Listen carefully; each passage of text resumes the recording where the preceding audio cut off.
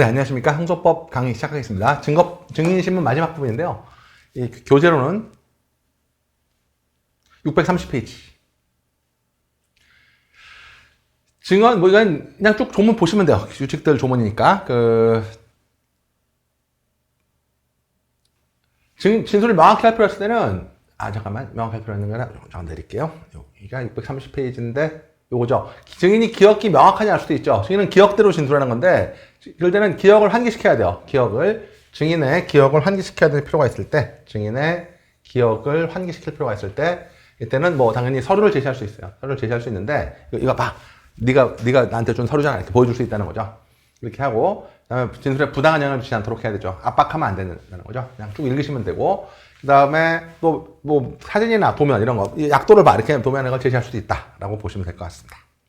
요거 두 개는 83조, 84조는 가볍게 읽으시면 되고, 중요한 건 그 다음이죠. 요게 이제 시험에 나온다는 거죠. 어떤 거냐면, 규칙인데, 규칙에 보면, 재판장은 요 66, 67조는 더 중요한 조문입니다. 요거 좀 두 개를 묶으셔가지고, 두 개를 묶으셔서, 직권 개입입니다. 재판장이 직권으로 개입하는 거죠. 직권으로 개입하는 건데, 여러분들 교호신문이랑 우리 이제 앞으로 할 건데, 사실 증인이 나오면 교호신문에는 당사자가 교대로 신문하는데, 그러면 이게, 피고인이 증인을 신문하는 거잖아요. 반대신문이. 그 정도는 이해되시죠? 그러면, 여러분 이게 성범죄 피고인이 피해자를 신문하는 거죠. 말이 돼요? 여러분, 부산 돌려차기나 이 새끼가 피해 여성을 신문한다는 거예요. 말도 안 되는 얘기지. 사실은, 정의로 관점으로. 근데 피고인의 방어권을 보장해야 되니까, 반대신문권을 보장하지만 반대신문 그런 면이 있다는 겁니다. 그렇기 때문에 재판장은 피해자를 좀 보호해줄 필요가 있어요. 피해자를. 여러분, 보복 우려가 있지 않습니까? 이 새끼도 만약에 출소한 다음에 보복 안 한다고 누가 장담할 수 있겠어요. 그러니까, 이런 건 피해자의 누설이 나는 걸 방지하기 위해서 이 그러니까 피고인한테 도대체 뭐를 신문할지를 신문을 청구한 자에 대해서 뭐를 신문할지 서면 제출을 명할 수 있다는 거죠. 그러니까 너 뭘 할지 나한테 미리 서면 제출해봐라. 내가 읽어보고 좀 결정하게. 그러니까 증인을 보호하는 거죠. 증인을 보호하기 위해서 너 증인한테 뭘 물어볼 건지를 미리 서면으로 제출하라고 요구할 수 있다는 거예요. 필요하다고 인정하면. 근데 얘가 제출 안 한다. 뭔가 이상하잖아. 그럴 때는 증거 결정을 취소할 수 있다. 이거 어떻게 기억해야 돼? 그러니까 신청한 사람한테 뭘 물어볼지를 미리 서면으로 제출하도록 한다는 거예요. 그리고 그걸 제출 안 하면 증인 신문을 취소해버린다까지 알아두면 되고, 직권으로 개입하는 이유가 뭐라고요? 피해자 등 증인을 보호하기 위해서, 그렇다는 거, 요것만 좀 잘 기억하시면 될 것 같습니다. 되시고요. 자, 여러분 이제 정말 중요한 건 교호신문제도입니다. 교호신문제도는 이게 이제 일본 말입니다. 전 두 가지를 좀 말씀드리고 싶어요. 어떤 거냐면, 첫 번째는 교호라는 말의 의미죠. 교호라는 말의 의미인데, 교호는 이게 일본 말인데, 사실 우리말로는 교대, 상호, 이렇게 말하는데, 쪽발이들은 교호라고 부른다는 거죠. 교호. 그냥 교대 신문이에요. 영어는 크로스. 그럼 여러분 당연히 법원이 교대를 할 수 없는 거니까 당사자가 교대로 한다는 거죠. 당사자가 교대로 신문한다. 이게 바로 교호 신문제도죠. 당사자가 교대로 신문하는 거니까 검사와 피고인이 교대로 신문하는 거. 이게 바로 교호 신문이죠. 그래서 이것도 약간 좀 정리해야 되는데, 그리고 하나만 더. 여러분 교호 신문제도는 일단 당사자주의인 거 알겠죠? 당사자주의가 첫 번째인데, 이게 2번, 여러분 요건 조금 말씀드리는데, 내일 한번 해경 시험에 나오죠? 해겔의 변증법. 해겔은 독일의 이제 철학자인데, 해겔의 변증법, 역사발전 철학을 이제 차용한 거예요. 해겔의 변증법 이론을 소송법 이론에 차용한 거죠. 해겔의 변증법이 뭐냐면, 어떤 사회에 받아들이는 이론이 있어요. 이게 태제가 있어요. 근데 여기에 대해서 반대하는 세력이 생기는 거죠. 그러면 정과 반이 합쳐서 합이 생겨요. 정반합, 신세태제. 태제, 안티태제, 신세태제. 이렇게 합이 생겨죠. 이 합이 또 하나의 정이 되는 거죠. 합이 정이 되고, 또 정이 반으로 되고. 그래서 점점 좋아진다는 거예요. 역사가 정반합을 하는 것이고, 여러분, 저는 두 가지를 고칠 건데, 해겔이 때, 역사는 정반합으로 발전하는 겁니다. 이렇게 계속 역사가 발전하는 거예요. 근데 문제는 뭐냐면, 해겔은 이때 역사 발전의 원동력은, 들어봤겠지만, 토미는 제3의 물가 이렇게 하는데, 반이 역사 발전의 원동력이라는 거죠. 그래서 두 가지 정리해야 되는데, 그래서, 교신문제도는 당사 쌍방인데, 주신문, 반대신문, 제주신문. 그리고 여러분, 제 반대신문은 화이트로 밀어버려요. 제 반대 신문은 화이트로 밀어버리십시오. 지워버리세요. 주신문, 반대 신문, 주신문. 정반합. 이렇게 순서로 원칙적으로 이렇게 된다. 제 반대 신문은 원칙적인 교신문이 아닙니다. 이거 화이트로 밀어주시고요. 화이트로 밀어주시고, 순서 진행된다. 두 번째, 여기서 단사 뭐죠? 반대 신문이 중요하다고요. 반대 신문. 그러니까 역사 발전의 원동력은 반대 신문이기 때문에 요렇게 정리해주고, 주신문, 반대 신문, 재주신문, 이렇게 되고, 정반합, 그 다음에 반대 신문권 보장의 핵심이라는 거죠. 설명은 다 됐습니다. 그럼 이제 그 법조문을 정리할 건데, 형소법 161조가 2에 있어요. 증인신문의 방식이라고 돼 있고, 증인은 여러분 그렇게 신청한 검사, 요것만 남기고, 이거 지워버려요. 변호인, 피고인 다 지워버리세요.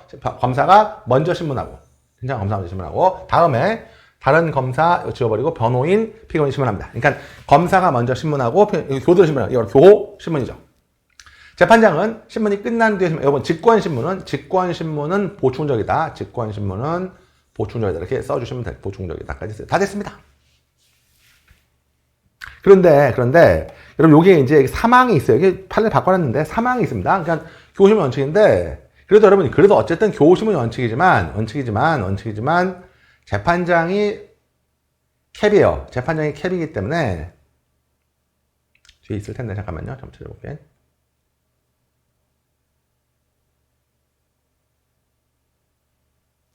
또 뺐나요?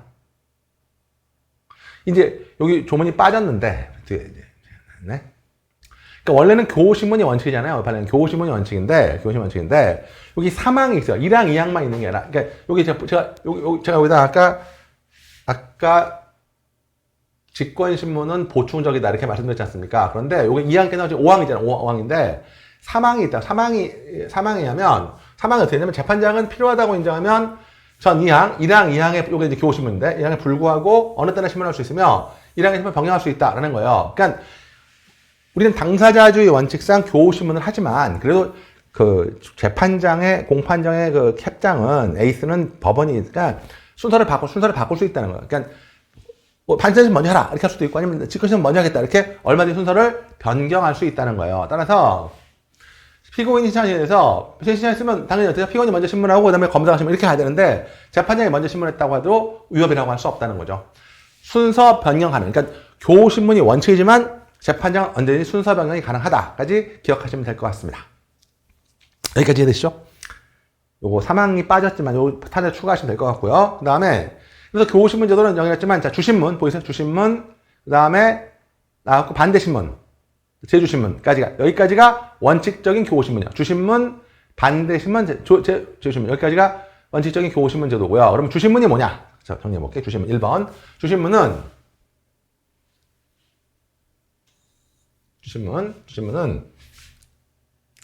너무 빨리 썼네. 주신문은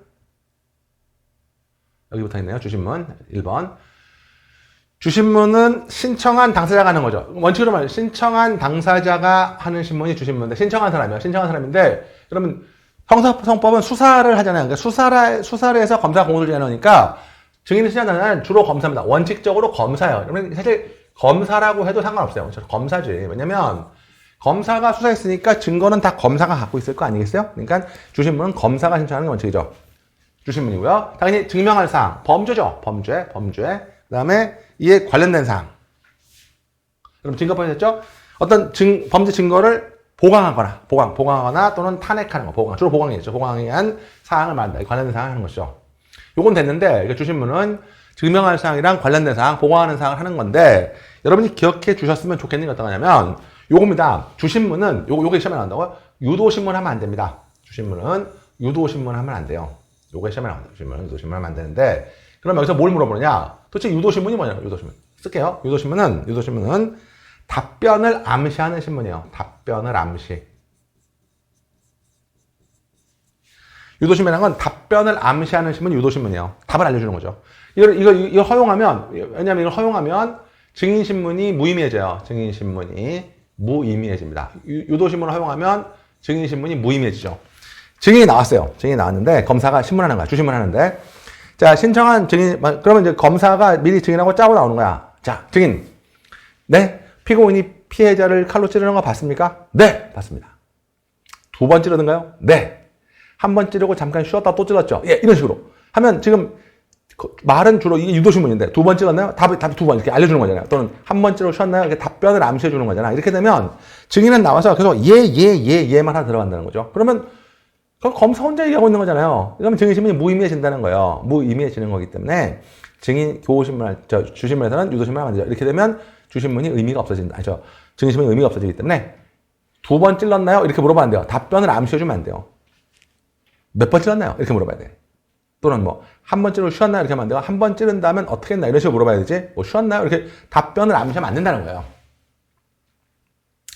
근데 이 교신문에는 유도신문의 금지는 첫 번째 예외가 되게 많아요. 예외가 되게 많아요. 5개나 예외가 많은데 뭐 준비적인 거 이름 같은 거 물어볼 때 또는 다툼이 없어 뭐 그런 건데 그냥 여러분이 이런 안 물어보니까 특별한 사정이 있어요.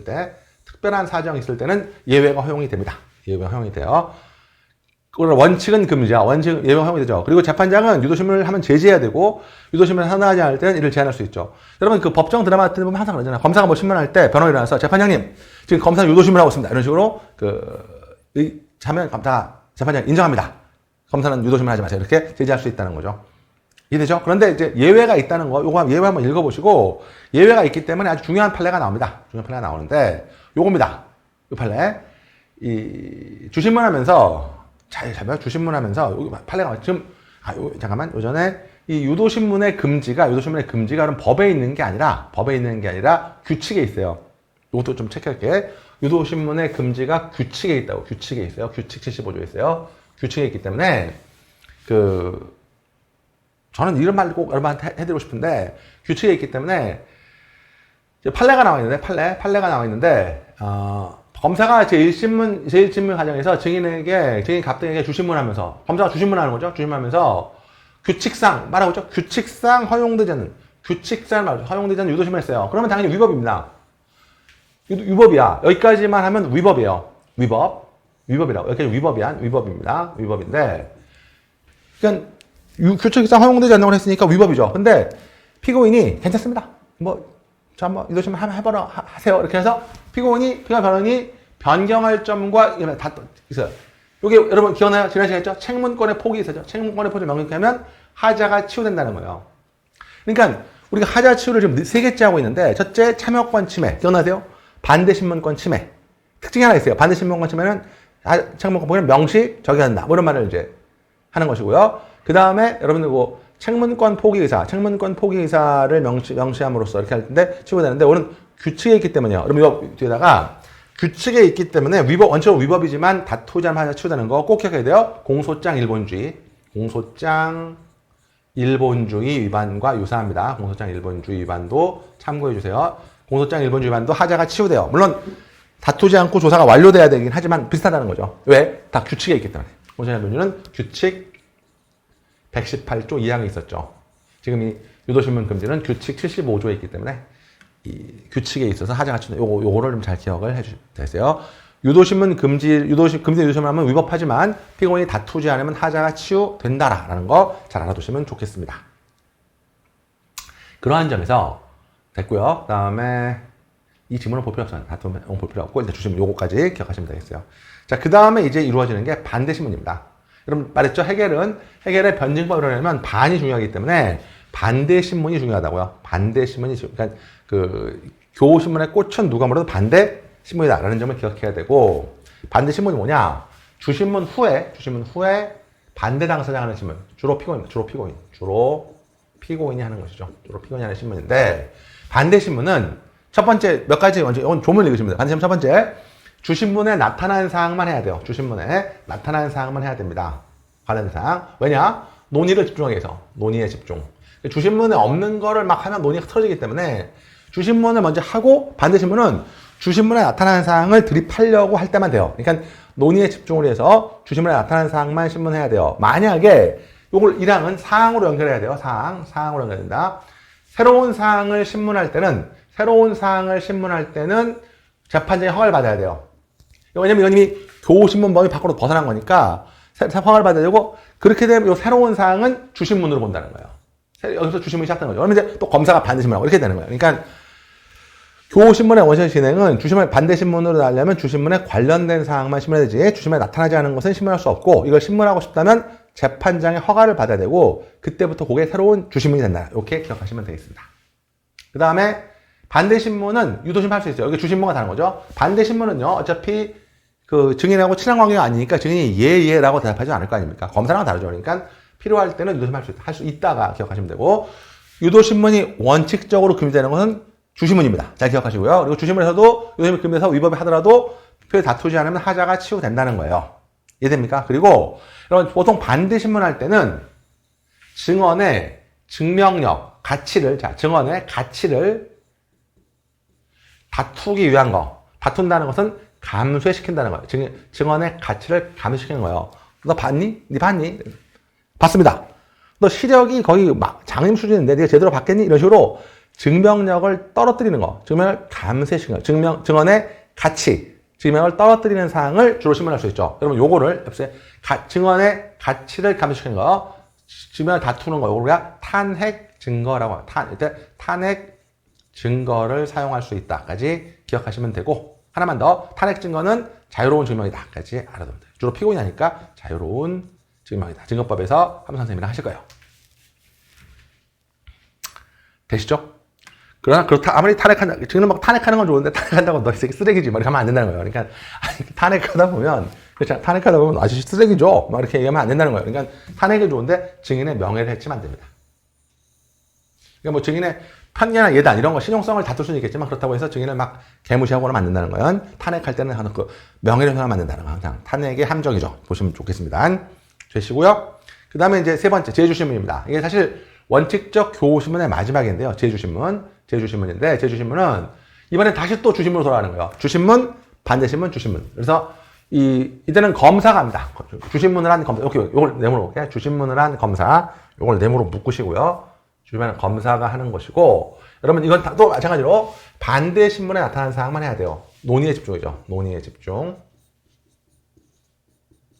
이해되시죠? 그 다음에 제주신문은 주신문에 의한다는 건 써볼게. 원칙적 유도 신문 금지 정도라고 체크하시면 됩니다. 조심해야 된다. 되시죠? 여기까지가 원칙적인 교호신문이에요. 632까지가 원칙적인 교호신문입니다. 정반합까지. 이때는 여러분 원칙 교호신문이니까 여러분 잘 써볼게. 새로운 사항을 신문하지 않는 한,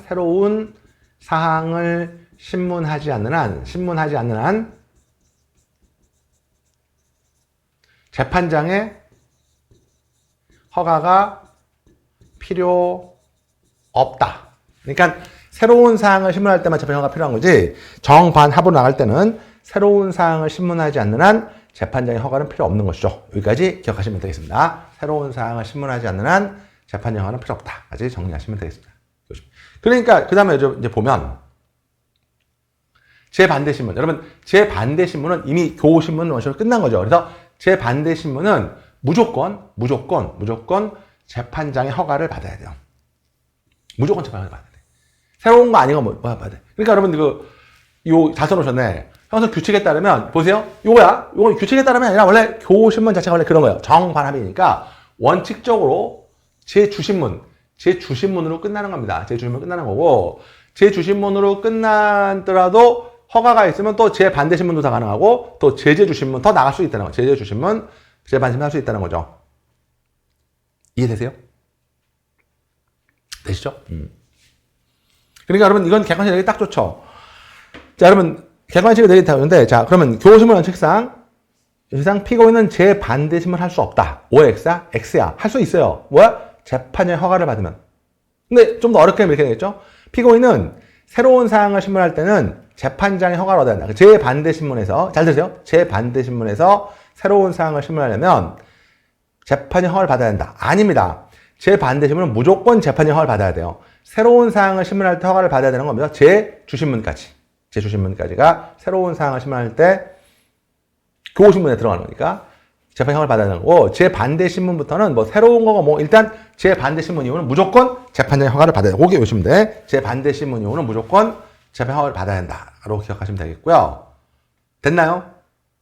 그 다음에 여러분들 직권 개입 이거 여기 썼네 조문이 수정은 직권 개입이에요. 수정은 직권 개입. 재판장의 직권 개입이니까 재판장은 순서를 언제나 바꿀 수 있다 그랬죠? 재판장은 순서를 바꿀 수 있어요. 그러니까 교호심문은 원칙이지만 재판장 순서를 바꿀 수 있죠. 그 다음에 여러분 요거 볼까요? 그 법원이 직권으로 신문한 증인도 있지 않습니까? 그러니까 당사자가 신청하면 교대 신문하면 되는데, 교호 신문하면 되는데, 법원이 직권으로 신문할 증인, 직권 신문할 증인은 요것만 연결해서 볼게. 재판장이 정하는 방법이에요. 그러니까 당사자가 신청한 증거야, 신청한 당사자, 받아서 교대로 신문하면 되겠지만, 법원이 직권으로 신청한 증인은 직권이니까 신청 당사자가 없지 않습니까? 그래서 어쩔 수 없이 재판장이 정한 바에 따라 한다까지 기억하시면 되겠습니다. 그래서 여러분, 이 규칙에 나와 있는데, 재판장이 먼저 신문하고, 검사 피고인이 반드시 얘기한다. 요거 규칙 조심해야 되겠네요. 규칙 81조. 요거 좀 잘 체크해주세요. 그러니까, 이 재판장이 직권을 할 때는, 그 재판이 정하는 바에 의하는데, 재판이 정하는 바에 의하는데, 160조 이해했죠? 어떻게 하냐면, 재판장이 먼저 신문하는데, 이걸 거의 주신문으로 보는 거야. 그러니까 재판장이 신문하는 걸 주신문으로 보고, 끝난 다음에 그 피고인이나 검사가 신문할 거 아닙니까? 피고인이나 검사 신문할 때 이걸 반대 신문에 의의한다. 이렇게 이제 이렇게 된다는 거죠. 재판이 신문할 때 이거 하나 써볼까? 유도 신문 금지. 유도 신문이 금지되는 거야. 주신문에 의하니까 이것만 기억하세요. 하지 마죠. 그냥 이게 주신문에 의한다. 주신문에 의한다까지 기억하시면 되겠어요. 됐고. 간이공판 절차는 일단 넘어가시고요. 간이 완화되는 것이죠. 그러면 공판정 외에 이만 했어요. 공판정 외의 증인신문은 공판기일 외입니다. 공판기일 외에서 신문할 수 있다는 거죠. 공판기일에 신문할 수 있는데, 요거는 여러분 꼭 써야 돼. 1회 공판기일 이전은 안 돼요. 같이 써볼게. 공판정 외 또는 공판기일 외에서 신문할 수 있지만, 가능한 거야. 왜냐하면 소송의 신속으로 해서 가능하긴 한데, 그러나 제1회 공판기일 이전에는 안 됩니다. 잘 기억해야 돼. 이러면 안 된다는 거 기억하시고요. 지금 질문할 수 있다까지 기억하시면 되고, 그 다음에 여러분, 이렇게 공판기 외로 할 때는, 기억나요? 구인이 아니라, 구인은 공판정으로 구인하는 거고요. 공판정으로 구인하는 거고, 동행명령은 제3의 장소로 한다는 거. 기억나시죠? 제3의 장소로 하는 거야. 법정으로 부르면 구인, 제3의 장소 동행명령. 이렇게 보시면 되겠죠. 지정한 장소가 동행명령이고. 되시죠? 좋습니다. 됐고요. 그 다음에, 신문을 초탁할 수 있다. 됐고, 수탁판사가 뭔지는 앞에서 말씀드렸고요. 수탁판사. 됐죠? 수탁판사 말씀드렸고요.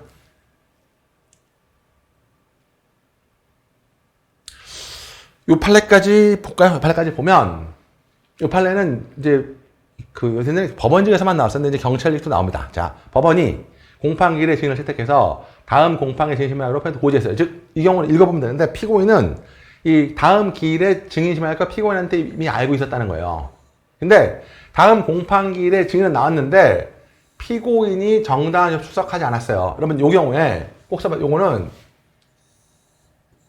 한 번 안 나온, 여러분 이거는 걸석재판 사유가 아닙니다. 그러니까 피고인이 한 번 안 나온 것은 걸석재판 사유가 아니에요. 그러니까 피고인 재판 못해요. 그러니까 피고인이 안 나왔으면 그거는 공판정이 될 수가 없어요. 그 얘기는 뭐냐면, 요거 보세요. 그 사건이 형소법 227조 본문에 다 요거 벌금 가려. 여기서부터 공소기각 또는 면소재판할 것이 명백한 사건이 아니어서. 라는 건 걸석재판 사유가 아니라는 얘기입니다. 아니기 때문에 공판이 열릴 수가 없어요. 피고인이 안 나왔으면 피고인 없이 재판을 못 한다고. 이게 걸석재판 사유가 아니니까. 그래서 공판기일을 연기할 수밖에 없어요. 다음 기일을 연기할 수밖에 없죠. 연기할 수밖에 없는데, 이때 피고인한테 하나의 페널티를 주는 거예요. 이 말이 맞는데, 연기해서 했는데, 그때 또 증인을 또 불러서 새로 신문한다는 거는 증인한테 너무 미안한 얘기고, 더 중요한 게 뭐냐면 피고인은 이미 알고 있었잖아. 다음 기일에 증인이 나온다는 걸 알고도 안 나왔기 때문에 피고인한테도 약간의 페널티를 줘야 돼요. 그러니까 공판기일은 연기하겠지만 재판 안 되겠지만, 그래서 이미 출석한 증인을 잘 봐요. 요 표현거든. 공판기일 외의 신문으로서 증인신문.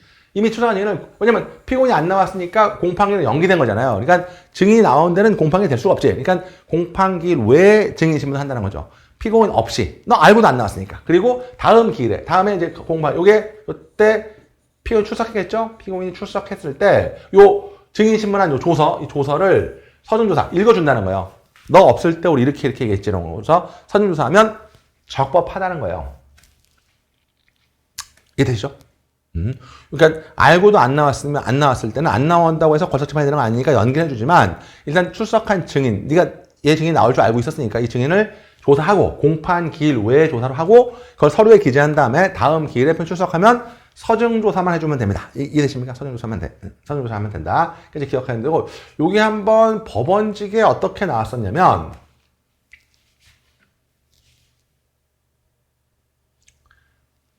궐석한 피고인이 궐석한 경우에도 피고인이 알고 있었던 증인은 조사할 수 있다. 이렇게 한번 나온 적이 있어요. 그러니까 표현이 안 나왔는데, 안 나왔지만 얘가 어떤 증인이 나올지 알고 있었다고. 그럼 그 증인을 조사할 수 있다고요. 공판 기일의 방식으로. 그리고 다음 기일에 공판 기일 증인이 나오면 서증조사만 해주면 돼요. 서증조사면 적법하다. 좀 어려운 판례입니다. 이게 이제 나올 수 있으니까. 그래서 피고인이 궐석한 경우에도 그 피고인이 알고 있었던 경우에는 알고 있었던 증인은 피고인이 알고 있었던 증인은 조사할 수 있다는 거죠. 근데 요거 뭐 몰라도 되고 그냥 그 이해만 요 판례를 여러 번 읽어서 정리하시면 되겠습니다. 네, 여러분 고생 많으셨습니다. 다음 회에 뵙겠습니다.